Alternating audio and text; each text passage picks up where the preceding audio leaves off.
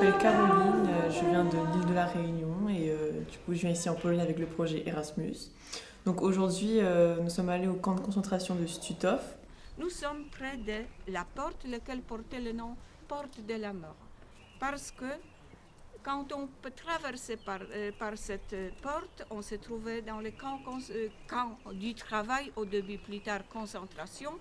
Et voilà, les prisonniers perdent sa vie assez vite. Pourquoi? Ils sont permanents faim. Plus tard, on voit combien de calories ils gagnent par jour. Ça, c'est rien. En plus, ils travaillaient fortement toute la journée. Leur jour se commençait à 6 heures du matin et on travaillait jusqu'à 18 heures, 20 heures, ça dépend des saisons.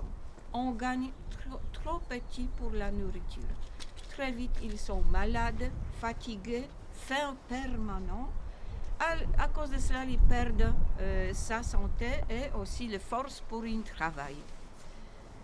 En plus, souvent, ils sont fusillés, torturés, voilà, c'est d'autres choses. En hiver, ils ne sont pas habillés convenables. Salle de bain, seulement l'eau froide.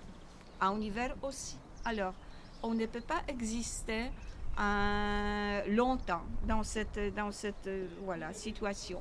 C'était assez émouvant parce que d'être dans des lieux comme ça, avec un tel contexte historique, forcément ça touche. Les Juifs, ils vivaient un peu à l'extérieur, c'est une autre zone, on dit. La Strefe est une autre, à l'extérieur. Et voilà, presque du tout, personne parmi ces prisonniers perdit sa vie dans les camps de concentration. La famille inaugurait un monument pour mémoriser pas seulement sa famille, mais aussi dédié aux autres juifs qui ont perdu sa vie ici. Et près de nous, une visite dans le crématoire. On voit aussi chambre de gaz. Chambre de gaz, c'est ce bâtiment près de lequel est votre équipe. Elles viennent ici dans la fin de l'année 42 et au début, elles fonctionnaient pour nettoyer les vêtements. Il y avait beaucoup de maladies, voilà.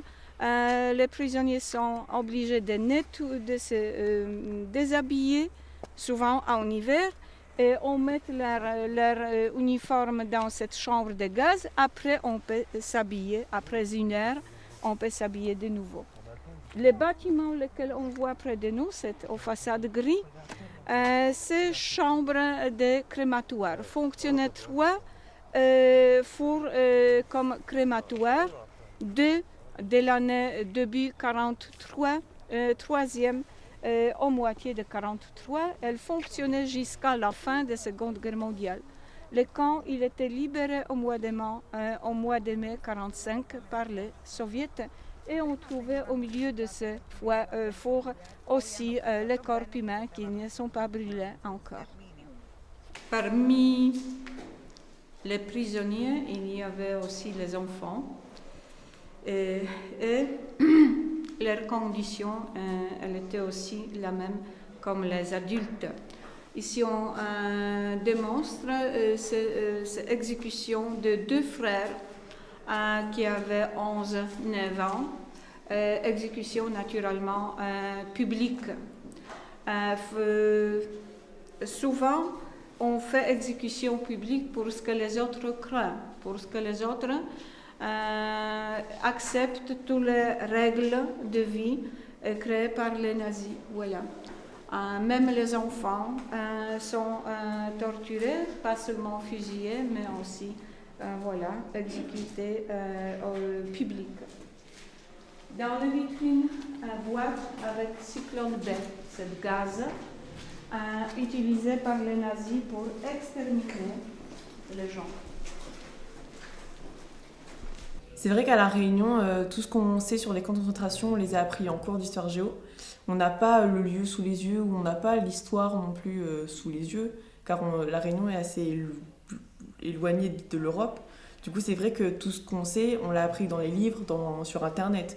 Donc forcément, on est très curieux de savoir comment ça se passe, comment c'est le lieu réel du camp de concentration. Donc c'est vrai que ce matin, d'y être, même si c'était triste, j'étais assez curieuse quand même de savoir comment c'était, car j'ai vu que des photos sur les camps de concentration, donc d'en voir un en vrai, c'était assez impressionnant.